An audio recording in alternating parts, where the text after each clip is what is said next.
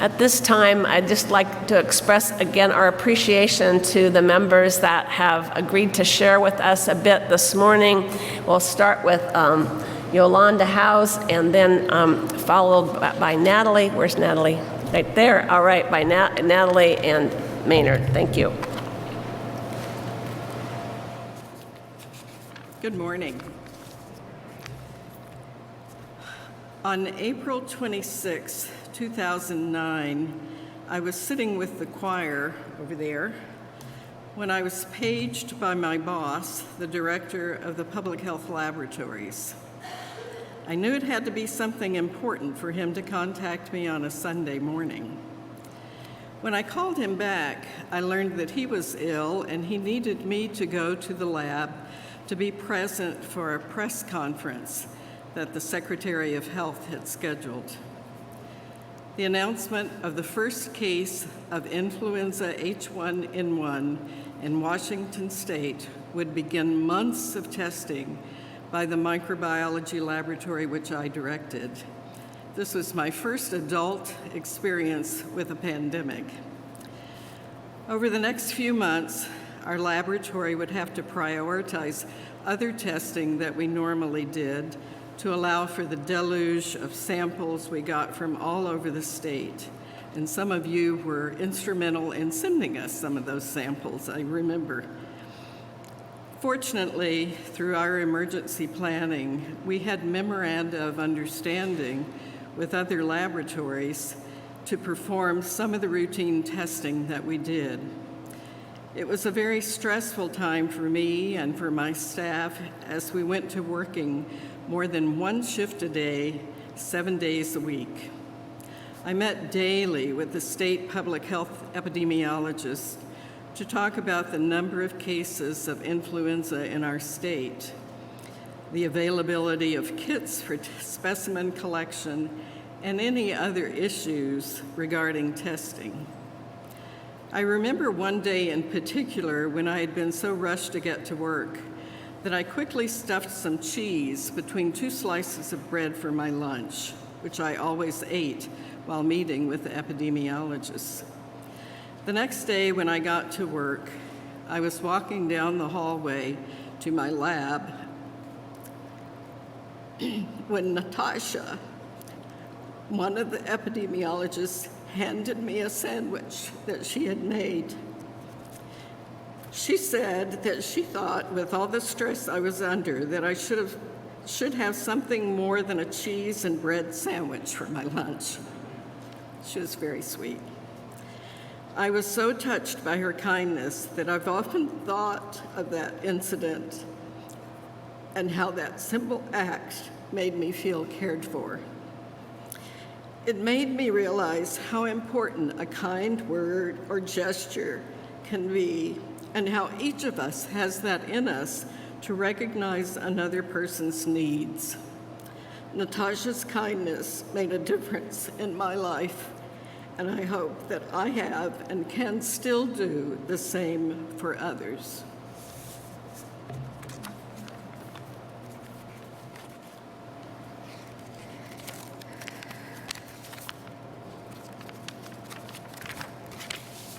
Hello.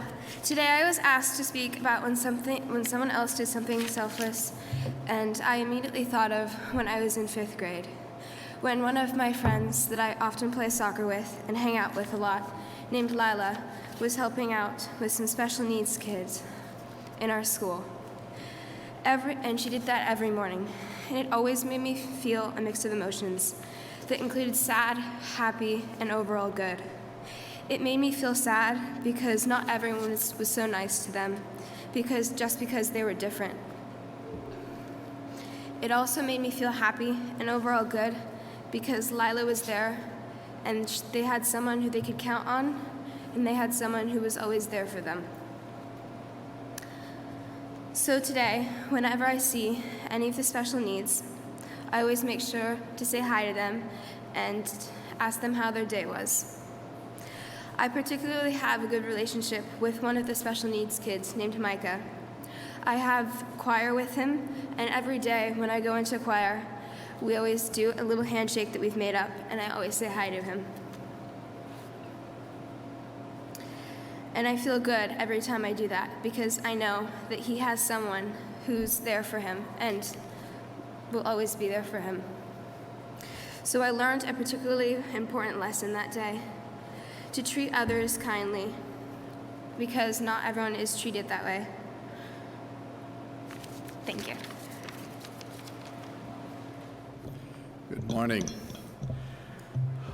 I think the time I was inspired by others was through their actions resulting from an event that changed the lives of many people worldwide, namely the attack on the World Trade Towers on September 11th, 2001. The initial inspiration came when our son David was visiting us in Brooklyn. David was enrolled in the nursing program at the University of Washington and was an EMT at that time. And on Wednesday, the day after the attack, David went down to Ground Zero and volunteered in the pit, as it was called. Irrigating eyes, was in the bucket brigade, stacked supplies for what they were hoping for recovered victims. And he did this for 2 days, staying overnight on Thursday. And then a call came out for chaplains, and I signed up.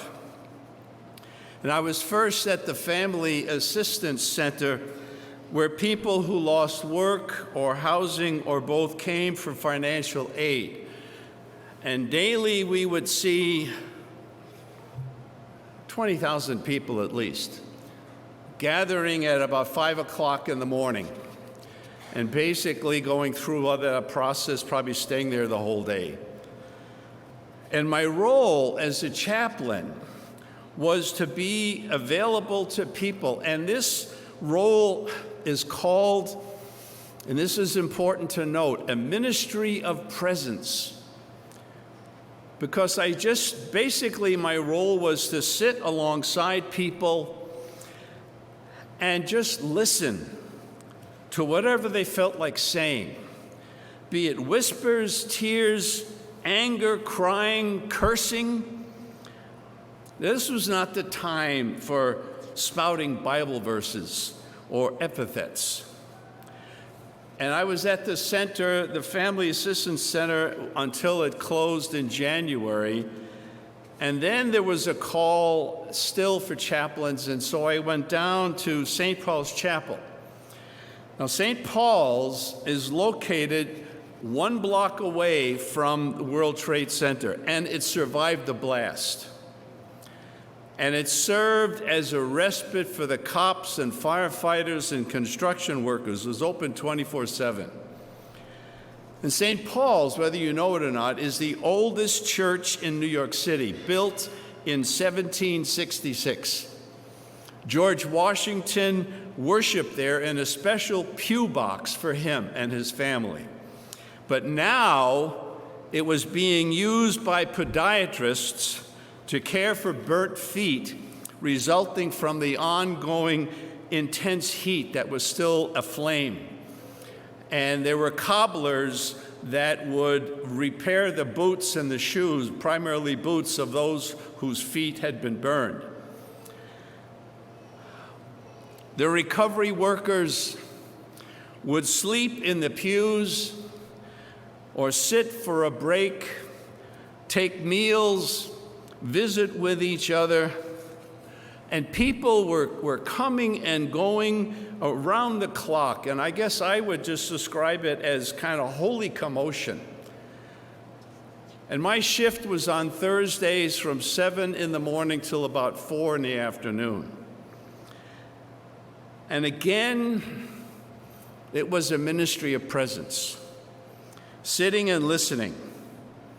I grew up with cops and firefighters, true New Yorkers. But now, as I saw them with sad, grieving, tired eyes, sharing when they wanted to about their brothers and sisters who didn't survive, searching for victims, They talked about how they were coping: little sleep, crying jags, more drinking. And then there was a time when a construction worker his hands and his face were washed because he went back and he washed, but he was just still covered with grit and grime. He came quietly up to the chancel, had his hard hat tucked under his arm, and he started singing. And what he sang was, "My life flows on in endless song." That's the first time I ever heard that hymn. And then the refrain: "No storm shall shake my inmost calm, while to that rock I'm clinging. Since Christ is Lord of heaven and earth, how can I keep from singing?" And there was not a dry eye at St. Paul's that moment. Ground Zero closed May 30th, 2002. And after we moved back to the Northwest to join University Lutheran, I was approached and became a chaplain for the Shoreline Fire Department, and again resumed the ministry of presence. Among the dispatches to which I was called, mostly fatalities, a number of them, unfortunately, suicides. And there was a mutual respect and reliance with each other, the firefighters and myself, when we were dispatched to work together. And we knew what each was capable of doing in our service and what we were not. And I consider myself fortunate, blessed, and inspired to have been in such company of selfless service, of those first responders who, during those months, entered the chaos of our lives to bring help and hope and healing.